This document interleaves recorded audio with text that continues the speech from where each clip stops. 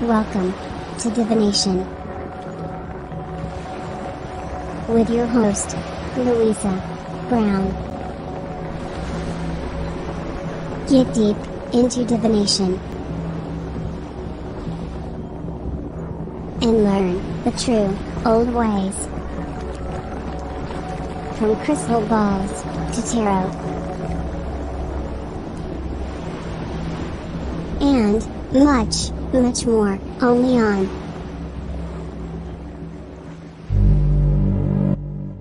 Divination. Hi. Please bear with me because I'm a bit croaky from the cold that I've had. So if my voice completely packs up, then I've got Ben next to me and he'll take over. Say that. Right. Oh my gosh. It's a good start. I've got the cup of tea next to me.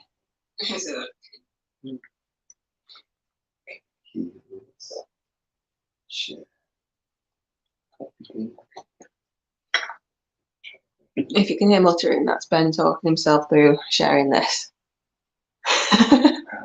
Anyway, I hope you're all having a good week.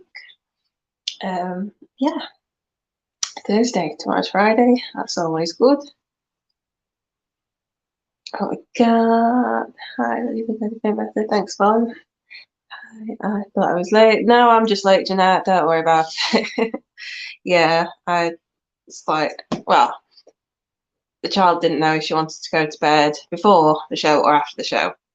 So after standing around trying to decide, she decided after the show. So yeah, I was just upstairs for a little bit, but it's fine. Divination. Yeah. Oh no. Oh my gosh. We got hi chat. Hi. Just keep me pinning out. We've got grandson. He's playing outdoors. Oh, go play with him outside. You can always watch this later. I don't mind. Hi, dear mom. Right then. So, good job. I didn't miss that. No, Jeanette. It's just me being late. Yeah, and then, Streamo decides to tell me, like, oh, if I'm much more late, then we're going to cancel it. Well, that's just rude. Anyway. Yeah, StreamYard. How dare you dictate to me? If I set a time, it's a roundabout time. Huh, I don't know. Right, anyway. What we're doing. So, yeah, this week, going to be just, I don't know, I wouldn't necessarily class this quite as divination. It's kind of an offshoot of it. But it's an interesting topic, so I thought I'd do it, and why not? So this week we're looking at psychometry. Oh god, yeah, a bit touchy. I thought it was something else there, Damon. It's just my eyes. That's gonna be interesting tonight, isn't it? Right. So yeah, this week psychometry. What is psychometry? Just notice if I'm not looking at you, that's because I'm actually reading, because I've got it all typed up here. Yay. And as I say before every show, I am no expert. It is just research that I've done, and this is the findings. There are many different ways and paths that can be gone on these kind of things. This is just one of them that I found and decided to present. Right, so psychometry comes from the Greek for soul and measure. It is the act of reading the history and events of an object by touch. Usually small personal objects are used, such as a ring, watch, hair, or letters, but it can also be used on larger scale, such as buildings. There we go then. That's the basic description. Or is that still what you would call the energy? Touchy, feely, feely. The energy, touchy, feely, feely. That's how Ben works. Echoes. Energy flows.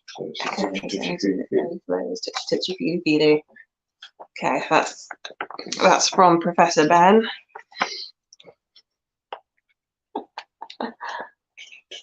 Oh dear. Anyway, you know what? I don't know. It's Ben we need to watch and learn. Yeah, you guys just go with it. You got all the knowledge in your heads, haven't you guys? Oh, Ben's leaning in. We have a wild Ben. Are you okay there? Yeah. I do need knowledge, but some of the times I just need certain things to jog my memory. Yeah. Called old age. She's not even that old. I know you feel it. Look, it's sometimes too long and grey hairs. I know. Ah, joking, so cute. It's only got grey ass as well. No, you haven't. Oh, mate. Let's have none of that. Right, I shall continue. So, the term psychometry came about in 1842 by J. Rhodes Buchanan. I have a picture. Hang on. I've got a different setup. Usually, I'm sat in a different part of the room. But not today. Oh, I've got a picture of him because you know I like the printouts. Brings an extra element to it, I think. So there's the guy. That is Joseph Rhodes Buchanan. He was an American physician and professor of physiology at the Eclectic Medical Institute in Cincinnati, Ohio. He proposed the terms psychometry and sarcognomy. That's something completely different. I did look into it, and it's like, you know what, I'm just going to skip over that section, and we're just going to keep to psychometry and not go running off in any other direction. He had a fascination with the statements of Lieutenant. Oh my gosh, Lieutenant. I keep saying Lieutenant. Oh, it's getting one of those nights. Of Lieutenant General Leonidas Polk. He was unusually sensitive to atmospheric and physical surroundings. Polk told Buchanan that if he touched the door handle in the dark, he immediately knew it was brass by the taste that came into his mouth. I'm just having a little drink a second, guys. I'll just have a look. That is. Oh, Jade says hi. Hi, Jade. You alright? Hey, Jay. It's the same way that you can taste salt when you put it into a pot.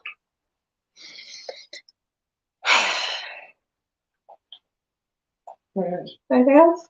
Nice. Okay. Okay. I don't know if you heard that, but Ben said that's the same way that you can taste salt when it goes into a cut. There we go. Hello, Pink Frog. Hello, Chris Parbury. Yeah. People on, are you? Oh, there's a Ben appearing again. I'm showing a nosy eyes. Hey, Right, we'll just ignore him and we'll carry on. Yeah, Buchanan began to experiment with the help of students at a Cincinnati medical school and discovered that some of them reacted in the same way when medicines were handed to them as they would have responded if they had actually taken the medicines.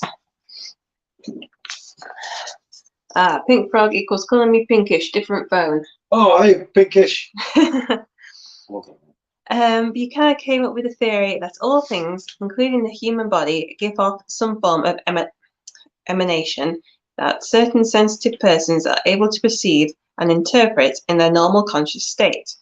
He called the emanation of the human body the nerve aura. These emanations contain a record of the history and surroundings of the object. This is like a photo negative. And I put in brackets, remember those? I don't know if, I don't think Jenny's watching at the moment, but if she watches back, Jenny, do you know what a photo negative is? Or are you too young? Ben, you remember them, don't you? Yes. Yeah. That's you know that. Yeah. Only 5. I know. But sometimes you seem older as well. Anyway, respect Jones. Alright. Anyway, yeah. So it's like a photo negative that receives and retains an impression of an image that is shown upon it. Buchanan believed that physical objects recorded scenes and emotions, and these could later be played back in the minds of people. This is similar to the stone tape theory, where the silica in the stone records events that have happened and could be replayed to give your residual hauntings. Okay. So Buchanan was quoted as saying, "The past is entombed in the present. The world is its own enduring monument, and that which is true of its physical is likewise true of its mental career. The discoveries of psychometry will enable us to explore the history of man, as those of geology enable us to explore the history of the earth.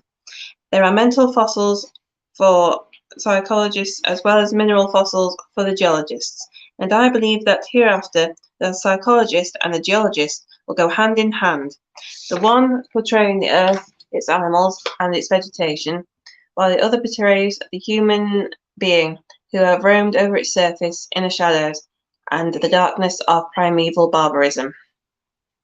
There we go. Damon, they're big words. Can you understand that? Don't be mean. So mean. Right.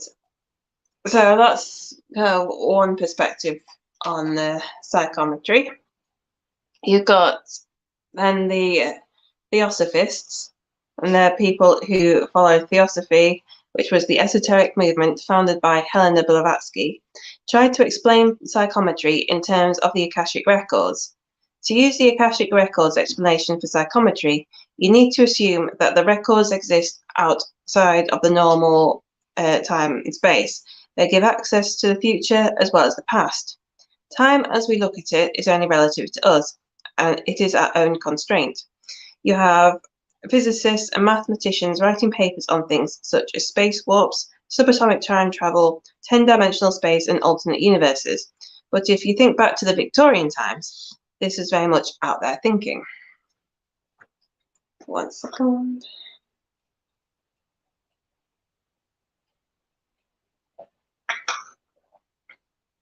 So there's a couple of different perspectives from past times, basically, of psychometry, like the way they thought about it and how they perceived it and believed its uses and how it came about and how it works.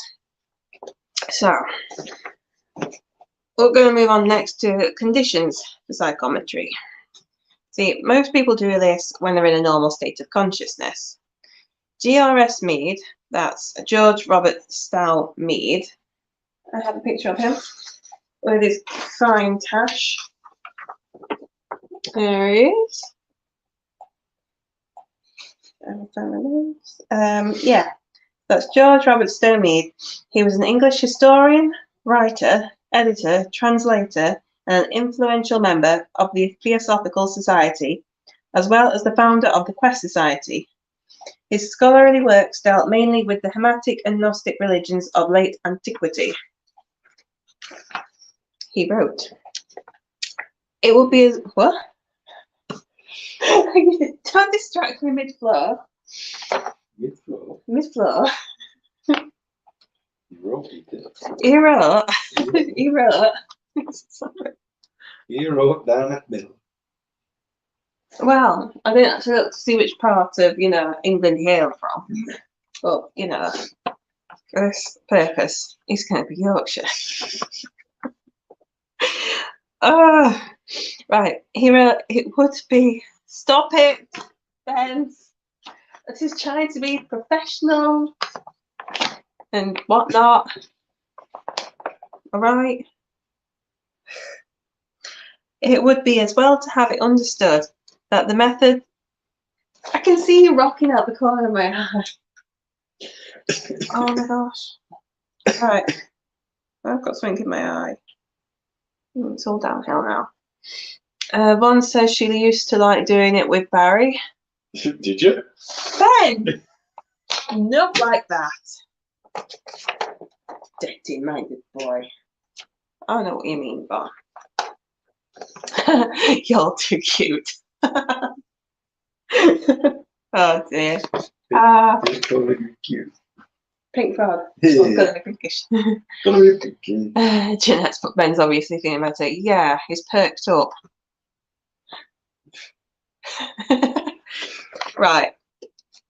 As I was saying, it would be as well to have it understood that the method of investigation to which I'm referring does not bring into consideration any questions?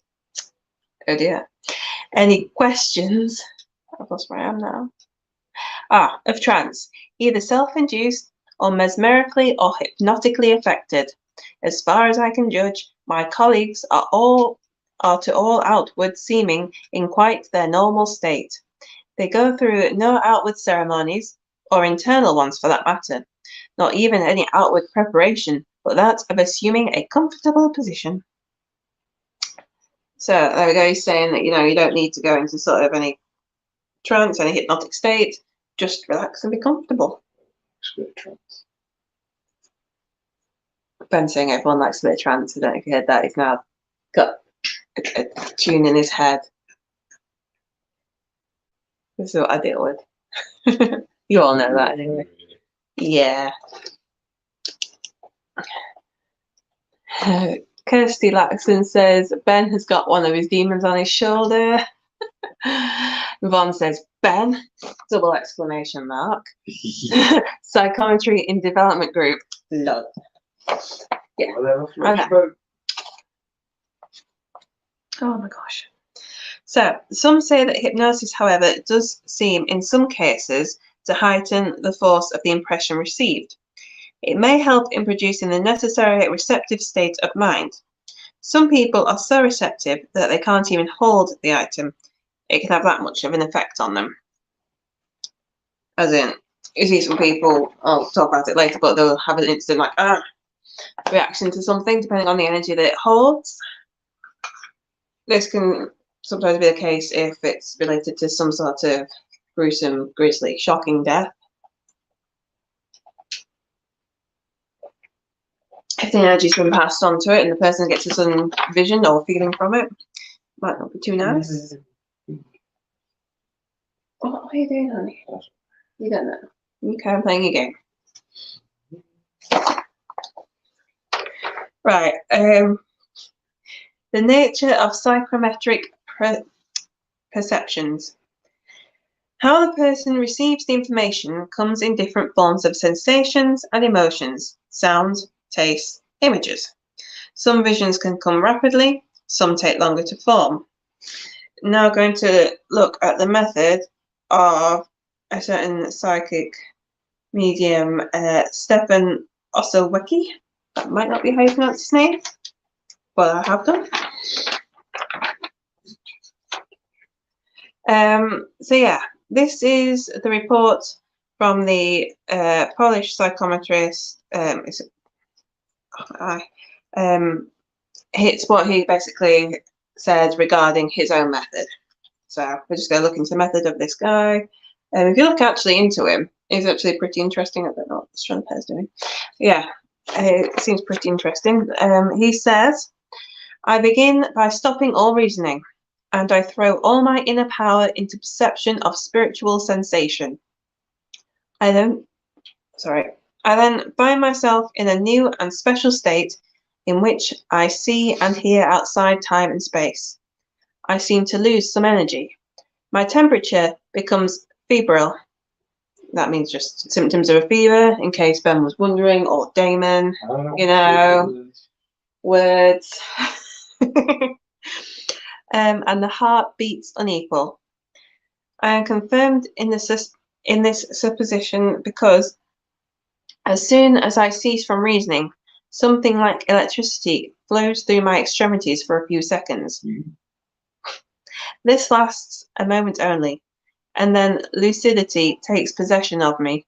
Pictures arise, usually of the past. The vision is misty and needs great tension. Considerable effort is required to perceive some details and conditions of the scenes presented. The lucid state sometimes arises in a few minutes, and sometimes it takes hours of waiting.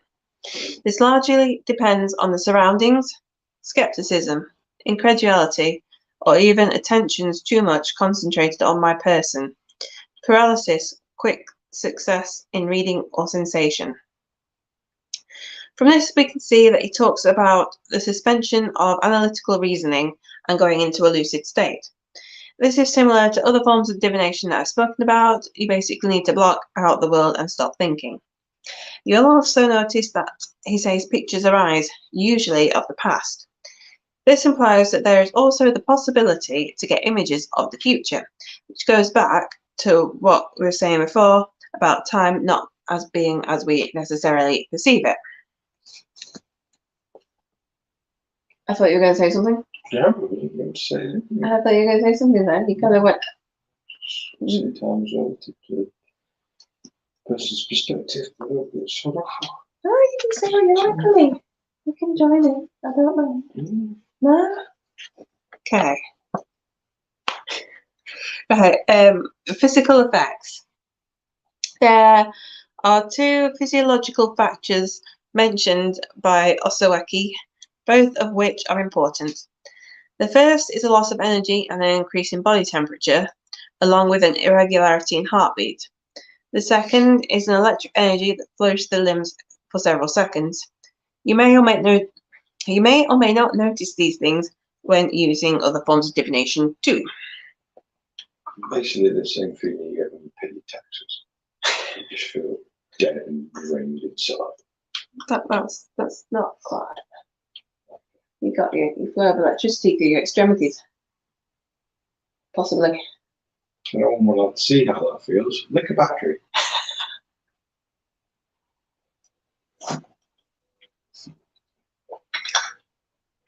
Right. Right. Yeah. Let's go to briefly just look at a little bit that I found based on psychometry and spirits. And there's a very short passage on this. This is going back to Buchanan, the first guy we're talking about. He regarded psychometry as a natural power of the human mind and tended to dismiss the theory that it was controlled by spirits. However, there are some psychics who use psychometry that believe that they are acting as passive instruments, and it is actually the spirit who is doing the scrying of the object. So some believe that, some people don't. It's just another little, theory that's out there. Sorry, just messing with my watch, it's coming off. Yeah. So, using psychometric abilities. There are some people who from an early age have been able to use psychometric abilities. However, like most things, with practice, you should be able to develop it. Like Mum, she's been to a development group, and they do it there. Psychometric stuff. Because you with your dirty mind. Yeah. So, Feelings that want to get. I don't know if you can hear Ben what he's muttering or not. If you can't hear him, I'm not going to repeat it. You just know that he's just being troublesome. Love you really, Ron. Okay. So one way to practice is to find an object. Oh, my voice is going a bit now. Luckily, I've not got too much more to go. One way to practice is to find an object with a known history that is unknown to you. Go to a place you feel comfortable and relaxed. Close your eyes and hold the object in your hand. Try to blank your mind. Don't think of anything, just let things come naturally into your mind. Pick up. Pardon? So it won't be too hard for you, that. I'm used to staring into blankness when you look at my face. That's not staring into blankness, honey. That's staring into the depths of your soul and through your eyes. Oh, dear me. Kathy Spot, I used to love doing this at development group. Yeah. Don't think of anything, just let things come naturally to your mind. Record anything you see and feel. And once you have finished, find out the actual history of the item. It can be a good idea to start with something that's been passed down your family, as you will already have a connection to it. Kirsty's put, Ben, we can hear you muttering, but we can't see you. That is fine. I am right here. And go away now. Oh dear.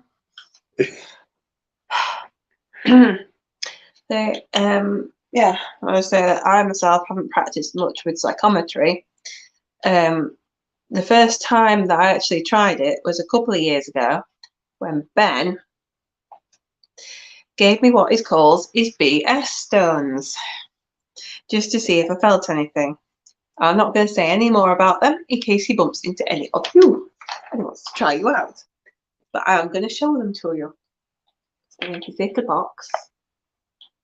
Box there. And these are his BS stones. Some of you may have seen them, some of you may not. Not going to tell you anything about them. Got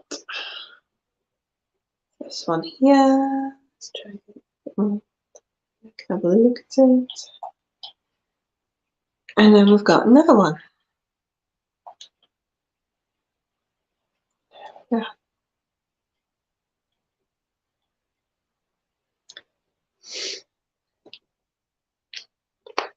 BS or BF?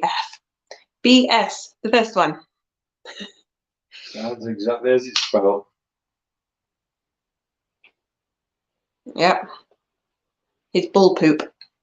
Stones. Yeah. They've caught quite a few people out in the past. And they've not been happy about it. Maybe another thing I was going to say is, yeah, then you sort of, I don't know, I don't watch that many like paranormal investigation shows that's out on actual like TV and stuff. But one of them that I did come across, which I actually enjoyed, was the Holzer Files. There we are. There's just an excuse for another printout, really. Yeah, and the medium on that, Cindy, I noticed that when she goes into locations, she actually does a bit of practice of psychometry. There might be other mediums doing them on other shows, but like I said, I don't watch that many shows. Prefer to watch friends on here and support them. But yeah, we do occasionally watch other ones. Kathy, have either of them come from Egypt? Ooh, yeah. One of them's come from Egypt. I'm not saying, don't look at me like that. You're on camera. They'll see your eyes and your face. Not saying any more. I should move it away from Beth. Right. I'm losing it now. So a short one tonight. I just wanted to cover sort of the basic history of it, different theories about it from the past. Just, yeah, mainly because I wasn't too sure if I'd be able to feel up to actually doing this tonight. So I just wanted to keep it short because my throat is now hurting. So yeah, it's just a quick one tonight. I think next time, possibly in 2 weeks' time, going to perhaps go to bibliomancy. Yeah, why not? Bibliothek. No, bibliomancy. Kirsty says we do psychometry at circus sometimes. And Jeanette says interesting. Thank you, Jeanette. Try to bring something a little bit different rather than just this is something. Yeah, give you a bit of background from a few different people in the fields. If you've got any more questions for me or for Ben, just stick them up now. You're not going to go in a minute. I'll hold your peace. I might get some ice cream. I might have to get some ice cream. Pardon? Yeah. Yeah, I'll go get my ice cream. You can stay there. Okay. Oh my gosh. Oh. Right then. So I'm gonna go now. Got the main show tomorrow. I don't know if you called Ben earlier. Ice cream sounds good, it does. But yeah, main show tomorrow. Me and Ben will be from a field somewhere. Far, far away. A field far, far away. Yeah. Okay, I hope you all have a good weekend anyway. If I don't catch you sooner, have a good night. Okay, thank you for joining. Bye.